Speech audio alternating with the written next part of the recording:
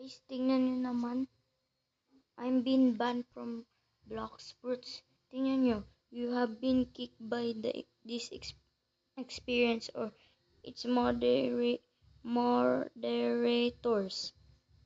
Oh man. What?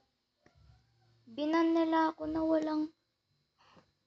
They ban me from no reason, guys. Wala na, hindi na ako makakapaglaro. Sana na lang makita na to ni Ozot.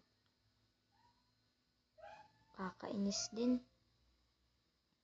May nagban sa akin, hindi naman ako hacker eh. Tsaka hindi naman ako admin. Tingnan nyo pa. Guys. Leave muna tayo. Wait lang guys.